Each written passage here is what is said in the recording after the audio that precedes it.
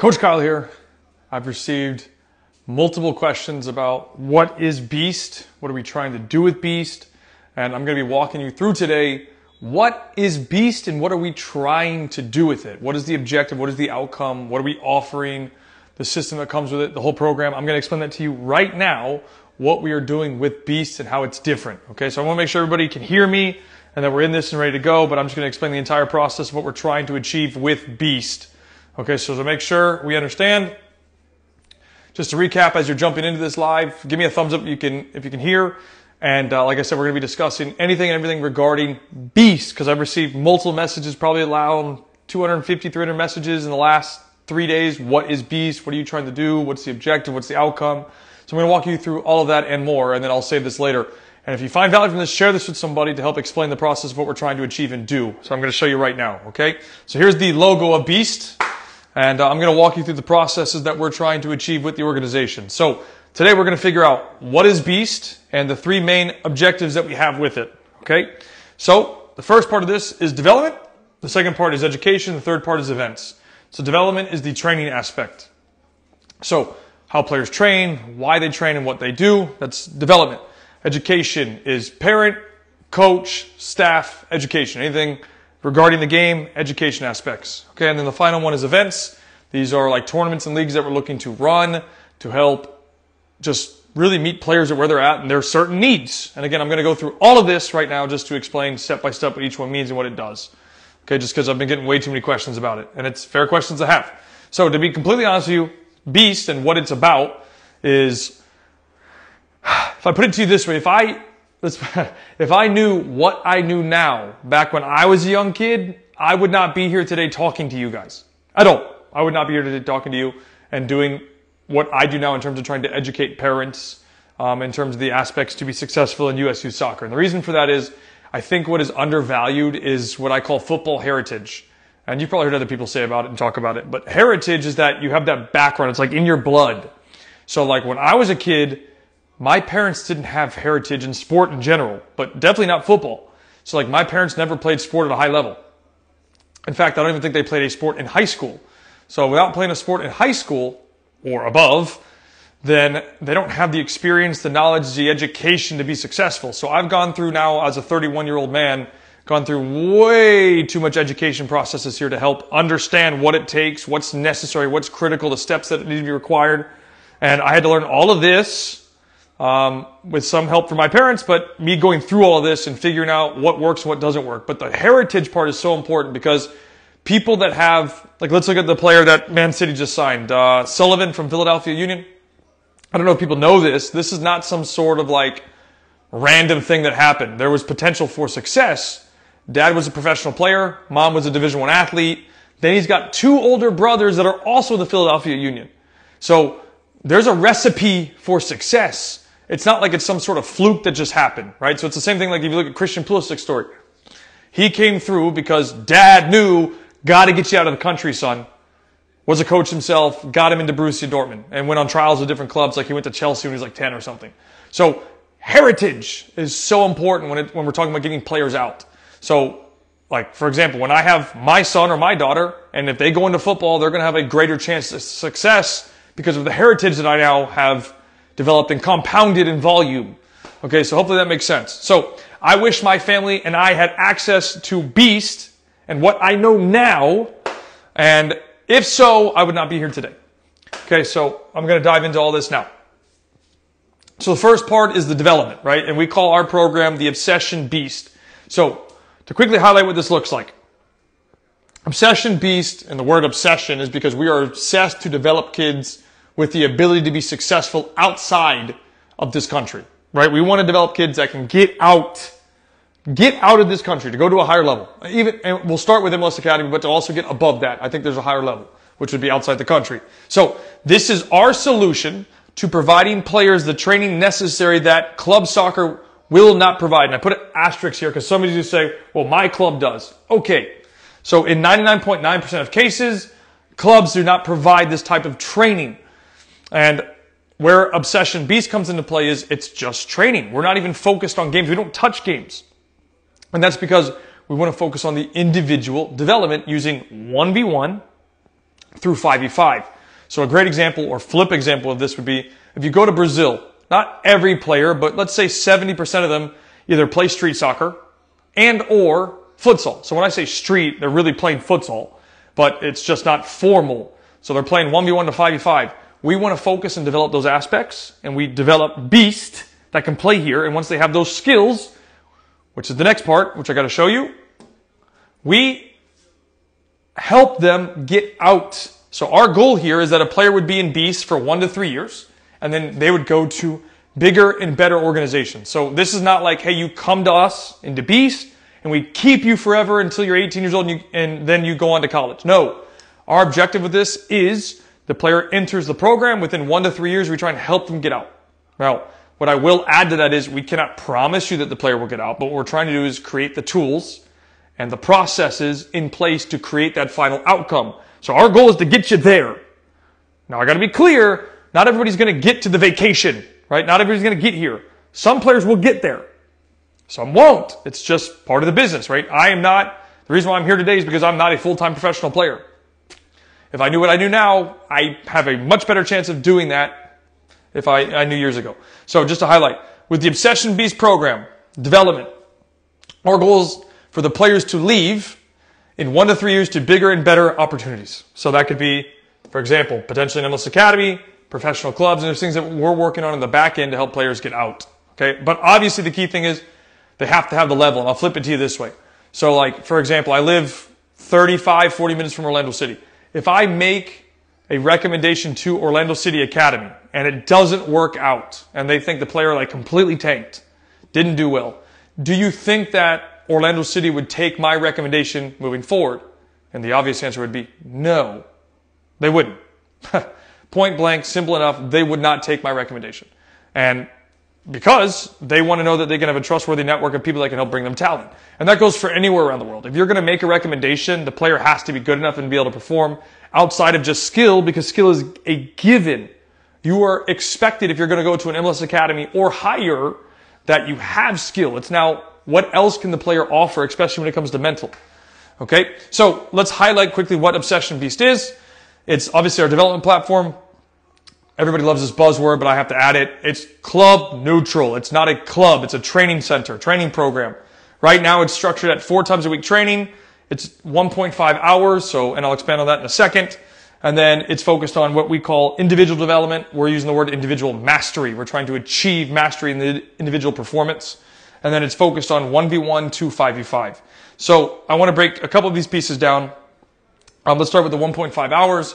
So this is my personal opinion, and from my experience, I believe that a player can get basically everything they need in an hour-and-a-half session. You should not need more time than an hour-and-a-half. Some people might offer more than an hour-and-a-half. Whatever, that's their business. I'm just explaining what we do and why we do it. I believe that if the session is intense enough, or at least meets the players at their level, you can achieve everything you need to be done in an hour-and-a-half. And so like I train professional players 1-to-1, or like I trained Kawan, his session was 43 minutes. It's not 3 hours, 4 hours. It was 43 minutes. Kid was gassed. I train professional players. Like when I trained Nani, it was 44 minutes. Done. It doesn't have to be this extenuous process of training. It can be done with a group of players, maximum hour-and-a-half. Right? And it's that simple. Okay, that's just my personal opinion. So what I will add to that is the reason why I feel that way is because you can achieve everything you need to get done in an hour-and-a-half, especially if the intensity is right and it meets the level and the needs of the kids. And then on top of that, if they're doing longer than that, once they get past that point, you can maybe stretch it to 2 hours. Once you get to the 2 hours and beyond, the level of performance, the ability, the cognitive function significantly drops. So I want to make sure you guys understand that point. So there's an issue for me when players train longer than 2 hours, but we focus on the hour-and-a-half aspect because the intensity, the level of performance, the cognitive function drops significantly. So that's why we do that. Okay, I just want to make sure that's clear. Now, we do 4 times a week training, and the whole point of that is, kids are going to have a game on a weekend. If we're pushing them, and we push, that's why it's called Obsession Beast. If we're going to be pushing them, then they need to have a rest day, because most of the players are going to play games on the weekend. So you don't want to have 5 highly intense training sessions and then hard game Saturday, hard game Sunday, as an example. They need to have rest days as well. Okay, now, individual mastery. We are so focused on mastering the individual concepts. Just to highlight what this looks like, this starts with 1 versus 1. Can you beat your player? And then how do you beat your player? What are you using? Why? What skill? What's the objective? What's the outcome? How are we getting there? So, I'll give you this quickly. We want players to be efficient and effective in 1v1. So they want to do a skill, beat the player quickly, and go finish, right? And that's the entire objective of it. And then obviously we expand into 2v2, 3v3, 4v4, and 5v5. But we start with the premise of 1v1. So we're mastering core skill, we implement core skill, and then we expand on that. Okay, so a typical session, just to highlight what that looks like, is they're going to do some sort of warm-up, whatever the warm-up is for the day. They're going to do juggling, foot skills, some coordination, 1v1, and then a competition at the end. So the competition would be like 2v2 tournament, 3v3 tournament, whatever the numbers are for the day in that group, and then they're competing nonstop. Okay, that's what we're trying to build here. And then, like I said, the focus is 1v1 to 5v5, and our focus of the Beast program is no more than 10 players in a training group. Because once you get more than 10, numbers get too high, it becomes too dynamic, and there's too much waiting periods. We don't want kids waiting. They might work 1, rest 1, but they need to be active in that session, not just, work for a minute, then rest for 3 minutes, work for a minute, rest for 3 minutes. We're not looking to do that. We're looking to meet them at their level and the intensity that they need. So, a lot of people ask me, hey Kyle, what is the deal for the summer? Here's what's going to happen in the summer. We're going to be working. This is the outline. It might change slightly, but the summer programming for Beast is going to look like this. We're either going to start at 8 a.m. or 9 a.m. I put 8 a.m. just to show you. And again, using hour and a half segments, it's going to be 8 to 9:30, 9:30 to 11, 11 to 12:30, or it would be 9 to 10:30, 10:30 to 12. Did I do that correctly? Yeah, and then 12 to 1:30. Okay? Now here's the key thing, because people keep asking me, how do I join Beast, Kyle? Great question. And obviously, this is pay to play. We don't have a financial incentive outside of signing individual contracts with people to make it free. So where I'm going with this is, yes, you have to pay for the service. However, the key thing with this is, it is by application only. This is not, hey, I pay and I get in like almost any other club. No, you apply. And in fact, we have turned away 7 people because either the player or the parent was not a good fit. So I want to make sure that's very clear. To join Beast, you need to have a player that's bought in and a parent that's bought in. If we don't have both, we're not accepting the player. So as of right now, with the 2 training groups we've had, we've turned away 7 because there just wasn't a good fit at that moment in time. Whatever the reason is, the commitment, travel, lack of dedication, whatever it was for them, it wasn't a good fit at that moment. So we said, hey, not now, maybe in the future. Okay, so joining the Obsession Beast program is by application. You apply, which I'll explain how that works shortly. If you're interested, you don't have to, of course. But if you're interested, you would apply. Okay, and then we'll reach out to you. We'll have a conversation with you and make sure that your child's bought in and you are bought into the process of what we're trying to achieve. And if it's not for you, okay, not for you. It's okay. You don't have to come to us. It's no problem. We're just providing a solution that we see a big issue in. Okay, but this is what it's going to look like. The training for the summer, FY, will be in Orlando, Florida, and it will be at High Soccer Arena. Okay, now, people have asked, hey, I can't come the entire time, so I can come for a week. Yes, you can still come for a week. We have a process that goes for that as well. Again, it's, you still have to apply for it, but we have a process that you would just apply for, and then you can attend for a week. And then you can come in. So if you're like from California and you want to come, or you're from Texas or Virginia or Maryland or whatever, and you want to come train in the Beast methodology, no problem, you can. Still the same type of process though. Okay, because again, we want to make sure it's a good fit. We meet the level of what we're looking for. Okay, so moving forward. So if you want to apply, okay, this is how you would do that. First, you would go to this page, which is the Beast Obsession. So that's the name of the Instagram. So it's called Beast, one word, and then Obsession, one word together. So Beast Obsession. That's the Instagram channel. You can find it through my page anyway. So if you go to my page, personal page, Kyle C. Wilson Official, you can find that. And you just click it. You go there. There's a link. You click the link, and there's a place to apply. If you're struggling to find the application, no problem. Shoot me a DM and say Beast, and I will help you get to the application.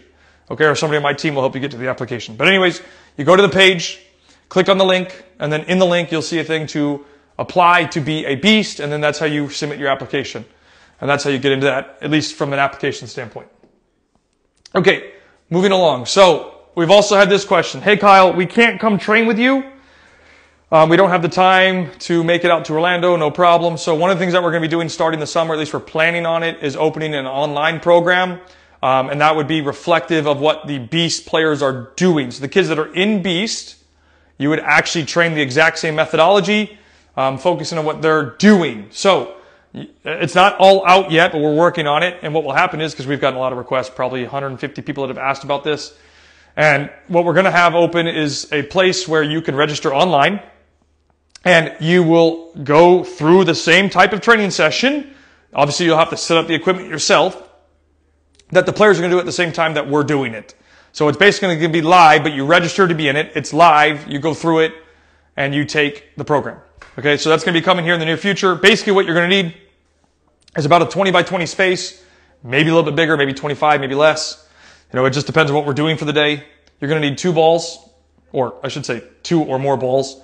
You're also going to need a few cones, just in case, or poles or whatever you have. You're going to need some. And then we recommend 2 or more players because when we get into like 1v1, you have to be able to replicate. Now, when we go to the competition at the end, you can still stay 1v1, but you know, having a group of 4 players would be more beneficial.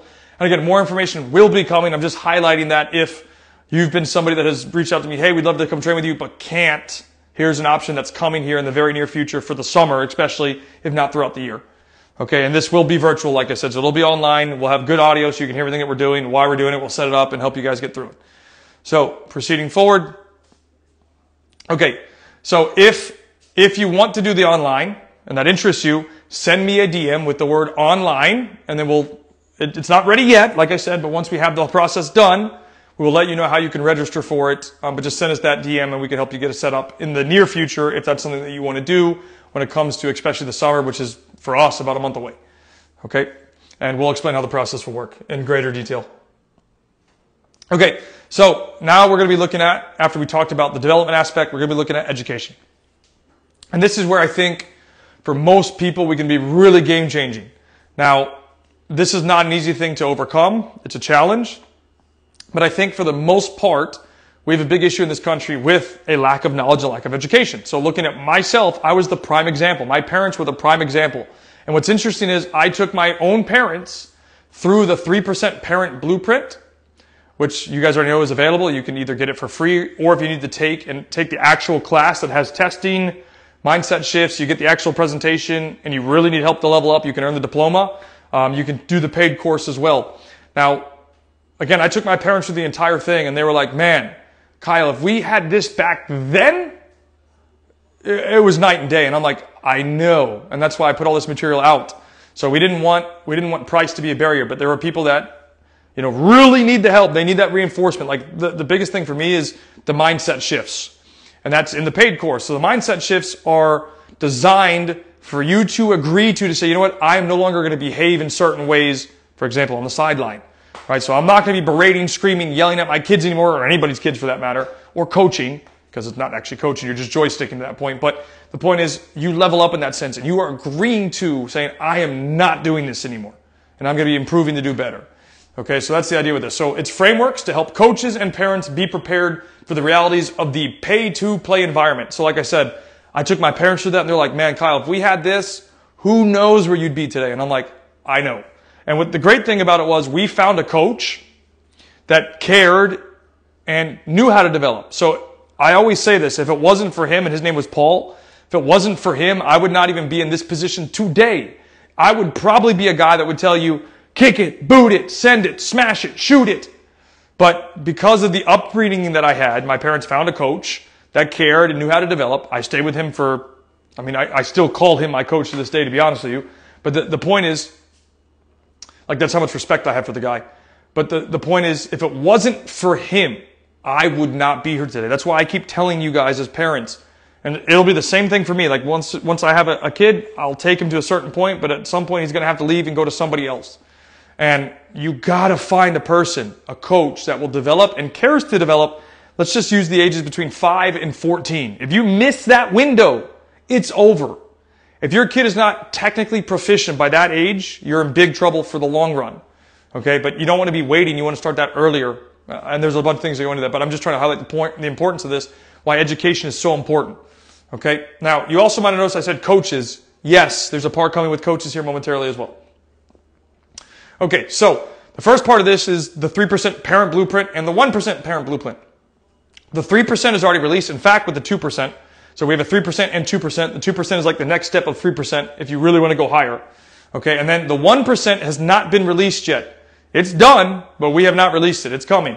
Okay, but it's designed to deliver to parents the framework to help their child unleash their maximum potential, or we call Unleash the Beast. And that's the idea behind it. So if you're a parent that really has no roadmap, that doesn't know where to look, doesn't know what to do, you want to take this. And there's a free version, so there's no excuses. It's on my podcast or on my YouTube channel where you can listen or watch it for free.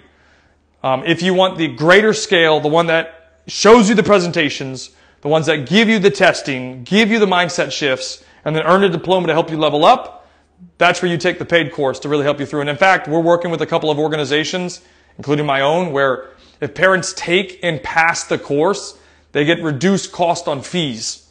So, for example, everybody has like a monthly fee for their training. Okay, you take our course, you pass it. If you're in our program for prospects, you're going to reduce fee. And the point of that is because you've educated yourself and you know what to look for and what not to look for. And I think for me, the most important thing with this is I think it's best designed for clubs that don't have all the badges. Right? Like I saw a post the other day, a club highlighted, hey, we have tryouts, and they had MLS Next, USL Academy, they had EA, they had DPL, they had blah, blah, blah, blah, blah, blah, blah. And it's like, okay, but if you're an organization that's trying to promote that, that's probably not the best fit for you. But we're looking to target the smaller organizations that don't have access to those badge leagues. And we have a couple organizations following the same model that we're doing, which I think is fantastic. Okay, now the second part of this is we have the coach blueprint. We are about to officially release the 3% coach blueprint. So what that is, and I'll summarize it for you, is designed to deliver to grassroots coaches the framework that is not taught or addressed regarding pay to play. So like, for example, I've done the entire U.S. soccer license, not the entire, I've gone up to the C license, right? So did grassroots, did the E license, did the D license, and there are so many little, like, let's just call it nuggets of information that were not taught in grassroots or the D license that will impact you as a coach. Because you're in pay to play, right? Parents are paying for a service. So like, first one would be, most coaches don't realize this, that if they don't have enough players on a team because the parents pay for the service, you're going to be out of the job. So what do you think most clubs are going to tell you? Do what you need to do to keep the kids happy and the parents happy. Well, what's the first thing? Winning. Okay, that's just one example. Another one would be like, okay, well, how do you communicate with the parents? What app do you use? How do you use the app? That's not taught in any class. And I think that's where grassroots really needs to be educated from a U.S. soccer perspective. And this is where we're stepping in to fix it, because I've been doing this for almost 10 years, guys. And I don't have every answer, but I have a lot of things that are just like behind the scenes before we even talk about stepping on the field that you have to be ready to deal with. And I'll give you one more example with it. Like, most people don't know how to handle this part, and I didn't at the time. We had a tournament once. One kid didn't play that much because it was super high level and he wasn't ready for it. Dad came up to me towards the end of the game and he's screaming, Kyle, F you, and I'm not going to say the word, 4 times, Kyle, F you, Kyle, F you, Kyle, F you, Kyle, F you. How do you handle that as a coach? I didn't know what to do at the time. I'm just like, okay, cool, thanks, you can walk out. But like, there's like little things like that. Like, how do you handle stuff like that? And you have to understand the consumer. What are the 3 biggest concerns of a parent? Most people don't know what they are. The first one, and this is in no particular order, however, is safety. Their child's safety. The second, playing time, and the third is winning. They care about those 3 things the most. Almost every single conversation I've had with a parent in regards to their child has been surrounding one of those 3 things. Safety, playing time, and winning. Okay, so this is our framework to help you get there. And like, I'll even give you this part here. So like, this is one of the things that I don't like about the U.S. soccer platform. The licensing is, they tell you that you have to coach a certain way. You got to follow this plan. You got to do it like this. Okay. But then they don't show you how they want you to coach. So like, I think one of the most important things that they should do is they should go out and demo how they want coaches at a grassroots level or a D license level or a C or a B or an A or whatever it is. This is the framework that we have for you guys. So like, when I did the C license, it was all us making our own decisions, which is great, but we have to pass your class. What do you want us to do to pass? I mean, that's the name of the game at the end of the day, is when you take these licenses, what do you have to do to pass? That's what you need to know. And they don't really tell you that. In fact, they don't tell you. They just have you go through it, and if they like you and they like what you've done, you pass. If you don't, like when we did the C license, we had, I think, maybe a 15-minute, maybe a 20-minute demo from one of the instructors, and I'm not blaming the instructors, I'm blaming the process. That it's like, well, when you go to the D license, they should run a full session and say, this is what your session should look like. And then a coach should, oh, okay, now I understand how you want me to deliver this. I better understand, because especially from my perspective, I haven't really been taught a lot from the system. I had to figure this out on my own. Well, this is like a cheat sheet. You get all the information that I've gathered in 10 years in a couple of hours. And it's like, boom. I had to go through so much stuff, and it's like, it took me this long that I could have cut it in probably 90%, and I would have learned so much quicker had I had all this information that I didn't have. So I just think that is so important because it's not taught. You have to go through it, and if you can shortcut it, why wouldn't you shortcut it? You can learn much quicker. So I think that's where there's a big issue. And then, so the 3% is done. It's going to be released here shortly. The 1% is done. It will be released later. But that, it's in process, right? So 3% is here, or I should say here, and then you go to 1%. And there's more stuff they're working on after that, by the way. But at least you have a framework that you can use, especially if you're a new coach or you're in the grassroots, and a lot of stuff that you probably even thought about that will be in this program. Okay, so just something to think about. So if you want access to that one, though, just shoot me, or if you want more information about the coach's blueprint, shoot me a DM and say coach. So DM me coach, and I'll help you guys look at that. And there's a couple of things that we're doing as well. So last piece of this is events. Okay, so I talked about development, I've talked about education, now we're talking about events. So the most important thing for me with this is our goal is to meet the players at their level. And you've heard me talk about this a couple of times. I'm going to add it now. I got to get a sip of water. I'm dying. But give me 1 second. Okay. So you've heard me talk about like the average American soccer player. So this is not the end-all be-all answer. I'm providing like a rule of thumb. If a player is on team 1 at a big club, they're probably a good player. If they're on team 2 or potentially lower, so 2, 3, 4, 5, 6, 7, they might be the average. Now, there are some clubs for sure that are so big, they have 5, 10, 12, 13, 15, 18, 20,000 kids. Like there's a club my buddy works for, bro, they have 13,000 kids in their club. So they probably have, quote unquote, 3 teams in an age group that are higher level. They're going to have team 1 and MLS Next. They're going to have team 2 and ECNL. They're going to have team 3 and, what's the other one? NAL. All right, they're going to have that. So the level might be higher in those 3 teams. So it's not the end all be all, but what I'm trying to highlight is at a big club, if they have 1 team that's top, the 2, 3, 4, 5, 6 are probably not top. 2 might be, 3 may be, but 4, 5, 6, 7, 8, 9, 10, 11 will not. And one example, there was a club in Orlando that not that long ago in one age group, they had 11 teams. So they had 1 through 11. I promise you, 3, 4, 5, 6, 7, 8, 9, 10, 11 were not very good kids. And by very good, I mean like super skilled or had high ability. They were there. Mom and dad were paying for the service. So where I'm trying to go with this is we want to meet kids at their level. I have a big issue with 77 and 99. And it's not so much that I don't think it's a good fit or a good model. I think it's fine. The issue is it doesn't meet the needs of the kids. So if we look at the average kid, not the top kid, the average kid, the average player, and I have them in my own program, the average player doesn't have the tools, the ability, the awareness, the mental capacity to go play 77 or 99 yet. And it's really focused on those 2 age ranges. So what we want to do is we want to focus on 1v1 to 5v5. That's what we're trying to do with the Beast events. Or not trying, we will be doing. And so meeting the kids where they're at. So like example would be within my own organization, we have 2 2014s. We have 1 2014 that's very, very, very good. We have another 2014 that's, they're okay. They're not great. That's not their fault. They haven't been developed. They came to us and now we have to develop them. And what people don't realize is a lot of times with our organization at High Soccer, not Beast, but High Soccer, most of the kids that we get aren't high level. So we have to develop those kids to become higher level. That's what we do. So 95% of the players that we get in the program are not high level. We have to develop them to get to a higher level. So we want to do that using this model because I feel it is a better fit than 77 or 9v9. It's better to go 1v1 to 5v5.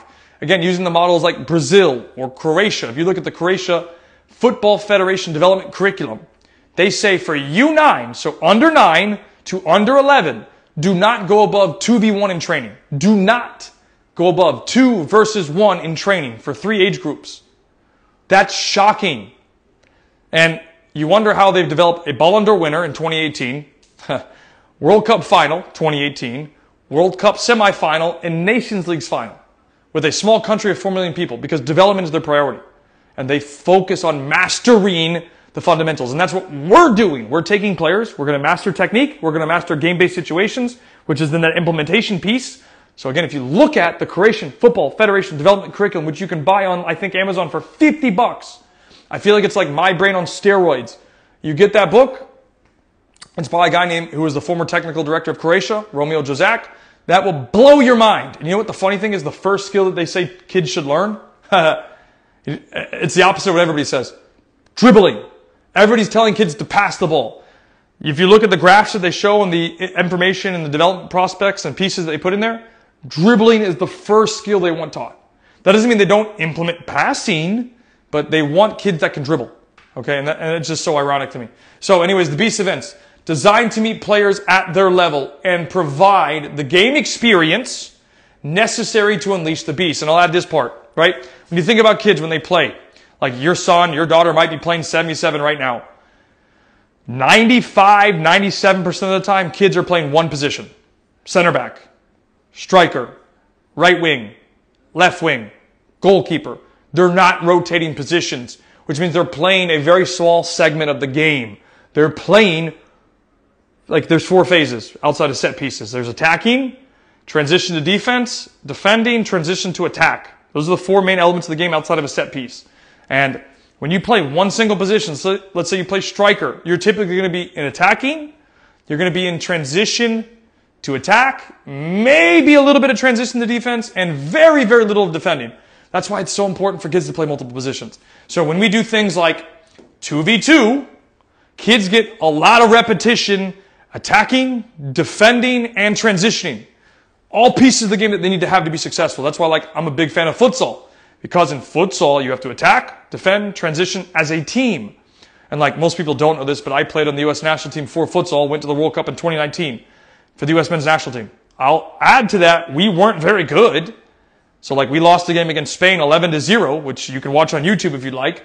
But it's crazy. Like you have to be able to attack, defend, and transition, everything in between that to be successful. It can't be one player winning the game. Okay, now, just quickly highlight Beast events. 1v1 to 5v5 events. We're starting with our 2v2 playing format. And if you've ever had your kids play 3v3, it's very similar to 3v3. We have a couple of rule changes that are a little bit different. So like one of them is like, I'm not a fan of having the game stop to sub at that level. So like in 3v3 kids, or when you want to sub, you ask the ref stops the game, sub. Here we sub on the fly. Player steps on, player steps off, player steps on. So as long as the player is stepping off, player can step on, the game is continuously flowing. And it's trying to meet the kids at their level. So if you want to know more about our 2v2, which is in Orlando, send me a DM, 2v2. And that way you can learn more, we can help you get set up. Because we're working to build a league, which I think is very important, so kids can play games, for example, every Saturday, every Sunday. And we're going to have tournaments that are based on Beast, 2v2. And we're going to do things eventually that will be 1v1, 2v2, up to 5v5. Okay? So that's our main theme here with Beast. So like I said, we have our development, education, and events. This summarizes the whole thing. If you found value from this and you know somebody that might want information about what we're doing and how we're doing it, because I've received a lot of questions about Beast recently, forward this to them. Share it with them. Make sure you follow us. Make sure you go follow the Beast Obsession page. And that way you can see all the stuff that we're doing. You can get access to all the events and whatnot. And we'll keep running it, guys. And we're here to be different. We're here to help. And if you have questions, ask, okay? So we'll go ahead. I'm going to close it up now. I appreciate you guys checking this out, and we'll see you guys again in the very near future. Thanks so much, guys.